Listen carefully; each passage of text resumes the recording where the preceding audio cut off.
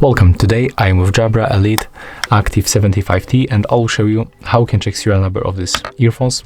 So we got two methods. The first one, you have to grab the box, open it, and you have to take a look right here on this place. Here we can find the number. Of course, I will zoom in right now to show you how it looks.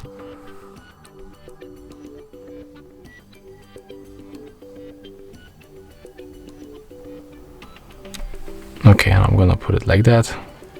I'm gonna cover this marking of the JABRA, and you can see the serial number ends. The last four numbers is 5537. So this number we can find right here in this place.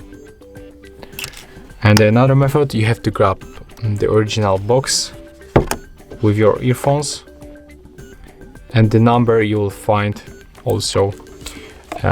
There's the box, and when you take a look at the bottom right here, let me just get focus. In this place we will find also this serial number. It ends here 5537, the same like it was on the case.